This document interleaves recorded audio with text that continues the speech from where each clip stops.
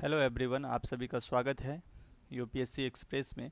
हम लोग यूपीएससी से संबंधित महत्वपूर्ण weekly current affairs quiz form में देखेंगे।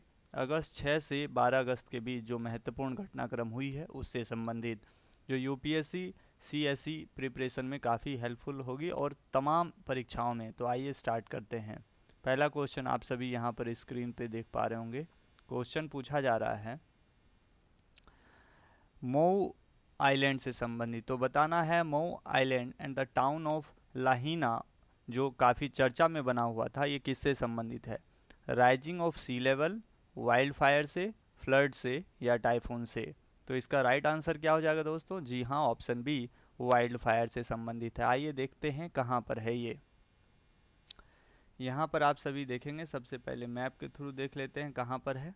यहाँ पर देखेंगे ये लाहिना दिख पा रहा होगा, कहाँ? मोई में। और ये हवाई आइलैंड का पार्ट है और हवाई आइलैंड की कैपिटल होनोलुलु है। यहाँ पर आग कुछ इस प्रकार से दिख पा रहा होगा और ये अमेरिका का पार्ट है। आगे देखते हैं। तो इसमें देखिए कितना त्रासदी हुई। क्या लिखा है? वाइल्ड फायर टर्न्स हवाई इनटू हेल। इसको दोजक बना दिया है। लार्ज स्केल वाइल्ड फायर देखने को मिलता है अमेरिका के राज्य हवाई में, जहां पर 55, अभी वर्तमान में लगभग 90 के आसपास लोग वहां पर हताहत हो चुके हैं। अगर बात करें, पावर लाइन डिस्टर्ब हो चुका है। हवाई कहां पर है? पैसिफिक ओशियन, हिंद, ये कहां पर है? प्रशांत महासागर में पड़ता है और काफ़ी स्पेक्टुकुलर इसका नज़ारा वहां देखने को मिलता है। बात करें 167 किलोमीटर होनोलुलु से दूर पड़ता है मोई, वहीं पर ये घटना हमको देखने को मिली है। तो जिस कारण से इसका आंसर आपको मालूम हो गया होगा। और क्या कारण था? According to associate press, the fire, जो आग जो लगा था, had to do with weather condition. Weather condition के कारण हुआ। गर्मी के महीनों में ड्राई वेदर हो गया और काफ़ी तेज़ हवाएं चली, जिस कारण से यहाँ पर ये हमको ब्लेज देखने को मिला। बढ़ते हैं अगले क्वेश्चन की ओर। क्वेश्चन नंबर अगला है, क्या क्वेश्चन है? क्वेश्चन है with reference to parliamentary privilege committee के बारे में क्वेश्चन है, पार्लियामेंट्री प्रिविलेजेस के बारे में। आइए देखते हैं। पहला है, the constitution specifies that, constitution कहता है कि MP, member of parliament, have freedom of speech, उनको फ्रीडम ऑफ स्पीच है, इम्यूनिटी है जुडिशियल प्रोसीडिंग से अगेंस्ट एनीथिंग दे से और votes they cast in parliament, जो भी कुछ वो कहते हैं और वोट देते हैं पार्लियामेंट में। दूसरा है, कोड ऑफ सिविल प्रोसीजर, उनको सुरक्षा प्रदान करता है अरेस्ट, गिरफ्तारी से और डिटेंशन से under civil cases, civil cases में पार्लियामेंट्री सेशन के दरमियान। तो इसमें कौन सा स्टेटमेंट सही आपको दिख पा रहा होगा? सिर्फ पहला, दूसरा या दोनों नहीं? आइए देखते हैं सही जवाब क्या हो जाएगा। तो इसमें क्या हो जाएगा दोस्तों? पहले थोड़ा बैकग्राउंड देखते हैं। 10 अगस्त को प्रधानमंत्री मोदी जो है वो defeated the oppositions no confidence motion, Lok Sabha में नो कॉन्फिडेंस मोशन जो लाया गया था उसको मोदी जो हैं वो डिफीट कर देते हैं। ठीक है, ये याद रखना है। और नो कॉन्फिडेंस मोशन कांग्रेस के द्वारा लाया गया था। After the Prahlad Joshi minister of for parliamentary affairs, उन्होंने कहा था कांग्रेस पार्टी एमपी अधीर रंजन चौधरी बार बार इंटरप्ट कर रहे थे मोदी को, मतलब प्राइम मिनिस्टर को और अदर मंत्री को, बिना किसी चार्ज के। आगे बात किया जा रहा है। उसके बाद उन्होंने ग्रॉस, डिलिब्रेट और रिपीटेड मिसकंडक्ट के ऊपर में एक कमेटी, प्रिविलेज कमेटी को ये मामला आगे बढ़ा दिया। पार्लियामेंट और उसके जो मेंबर हैं हैव सर्टन राइट्स, उनको कुछ अधिकार मिले हुए हैं, इम्यूनिटीज़ मिली हुई है, जिस कारण से पहला स्टेटमेंट बिल्कुल सही है। दूसरा स्टेटमेंट क्या है? उनको अरेस्ट नहीं किया जा सकता है ड्यूरिंग पार्लियामेंट्री सेशन, ये भी स्टेटमेंट सही है। तो मतलब बोथ 1 और 2 इज करेक्ट। यहाँ देख पा रहे होंगे, इसको कार्टून के द्वारा यहाँ आप समझ सकते हैं। Give him what he wants, he is got parliamentary privilege, मतलब ये मेल और फीमेल दोनों जा रहे हैं, हस्बैंड वाइफ, और इनसे ये मांग रहा है कुछ भी, इनका जो स्पेशल जो भी चीज़ें हैं ये व्यक्ति, तो ये इनको देना, इनकी वाइफ बोल रही है जो भी है दे दो, क्योंकि इनके पास पार्लियामेंट्री प्रिविलेज हासिल है। काफ़ी हास्यास्पद है। नेक्स्ट अगला क्वेश्चन है अगला question, which of the following countries has launched a sponge city, किस देश ने स्टार्ट किया है रिड्यूसिंग अर्बन फ्लड। अभी जानते होंगे शहरी बाढ़ काफ़ी देखने को मिली है हमको, कहाँ पर, चाइना, बांग्लादेश, भारत या अमेरिका। तो आइए देखते हैं सही जवाब। ये सही जवाब हो जाएगा चाइना। चाइना में ये चीज़ें हमको देखने को मिलती है। About the effectiveness of its, 2015 में स्पॉन्ज सिटी की इनिशिएटिव स्टार्ट की गई थी। स्पॉन्ज सिटी क्या होता है आइए देख लेते हैं। यहाँ पर जो आपको दिख पा रहा होगा स्क्रीन पे स्पॉन्ज सिटी, इसमें होता क्या है, जैसे बरसात हुई, रेंस फिर धरती पे गिरती है, ड्रेनेज सिस्टम यहाँ देख पा रहे होंगे, ग्रीन लैंड भी है, पार्क भी है और रेसिडेंशियल एरिया भी है, रोड और मतलब स्क्वायर भी है। तो यहाँ कुछ क्या है, जो ये नेचुरल तरीके से पानी नीचे सीपेज होके जाएगा अर्बन वाटर आउटलेट में, और रेदर देन यूजिंग कंक्रीट, मतलब कंक्रीट चैनल के माध्यम की अपेक्षा रेन वाटर जो है वो वर्क करेगा, नेचर मतलब प्रकृति के साथ एब्जॉर्ब कर लिया जाएगा और पानी साफ होगा और उस पानी को दोबारा यूज किया जा सकता है। तो बहुत ही बढ़िया कंसेप्ट है स्पॉन्ज सिटी, ये और भी देशों में अपनाई जानी चाहिए। अगला क्वेश्चन देखते हैं। नेक्स्ट क्वेश्चन है असम राइफल से संबंधित। क्या पूछा जा रहा है, दो स्टेटमेंट दिया गया। पहला है it is one of the central arm police forces, मतलब ये CAPF का एक आर्म है और CAPF किसके अंतर्गत काम करता है, MHA, ministry of home affairs, पहला। दूसरा, it is tasked with maintaining law and order, मतलब लॉ एंड ऑर्डर मेंटेन करने का इसका प्रमुख टास्क है, कहाँ पर, नॉर्थ ईस्ट, उत्तर पूर्व के क्षेत्रों में, विद द इंडियन आर्मी के साथ। तीसरा है इट इज़ द ओनली, यही सिर्फ पारामिलिट्री फोर्सेज ऐसा है जिसके पास दो काम है, डुअल कंट्रोल है स्ट्रक्चर का। चौथा है the Assam rifles guard the India China border की ये सुरक्षा करते हैं। तो कौन सा स्टेटमेंट इसमें सही आपको दिख पा रहा होगा असम राइफल से संबंधित, आइए देख लेते हैं। पहले तो ये जान लीजिए असम राइफल्स की स्थापना 1835 में हुई थी। उस वक्त इसको कछार लेवी के नाम से जाना जाता था और इनका काम क्या था, जनजातीय लोगों से ब्रिटिशर्स की जो बस्तियां थी और चाय के बागानों की सुरक्षा करना।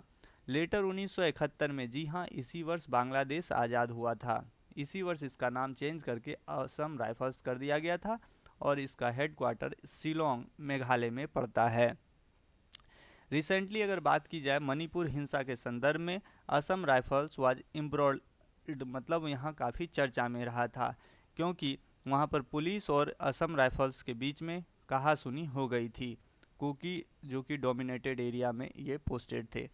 तो असम राइफल्स ये 6 पैरामिलिट्री फोर्सेस में एक है, ये administered and control MHA, ministry of home affairs के द्वारा है। तो पहला स्टेटमेंट सही है। दूसरा, CRPF, BSF, ITBP, CISF और SSB AR is tasked with maintaining law and order in the north east along with Indian Army, मतलब ये इंडियन आर्मी के साथ नॉर्थ ईस्ट में समन्वय काम करती है। तो दूसरा स्टेटमेंट भी सही है।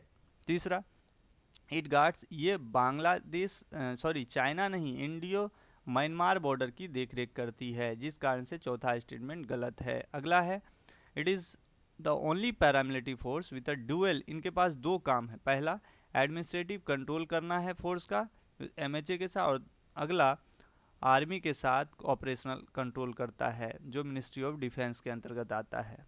तो इसका मतलब here for option C is the correct answer, only 3, सिर्फ 3 स्टेटमेंट इसमें से सही है और ये वाला स्टेटमेंट इंडो चाइना वाला गलत हो जाएगा, मतलब 1, 2 और ये वाला सही है। दोस्तों बढ़ते हैं अगले क्वेश्चन की ओर। क्वेश्चन है नेक्स्ट, यहाँ दिख पा रहा होगा स्क्रीन पे, with reference to the economic community of, जिसको शॉर्ट में बुलाया जाता है इकोवास, economic community of West African state, जो चर्चा में बना हुआ था।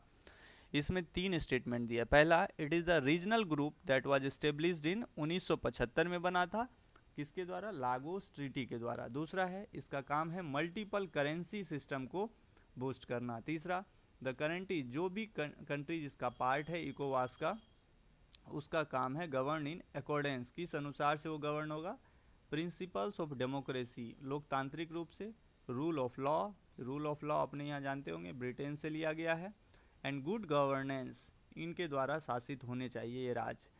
तो आइए देखते हैं इसमें कौन सा स्टेटमेंट सही हो जाएगा। पहले इकोस देख लीजिए, ये कंट्री कौन कौन सी, ये दोस्तों 15 नेशन हैं ऐसे, जैसे नाइजर, और चर्चा में इसीलिए बना क्योंकि नाइजर में जो सरकार है मिलिट्री कू के द्वारा सरकार को यहाँ अपदस्थ कर दिया जाता है, जिस कारण से ये सारे देश नाराज हैं।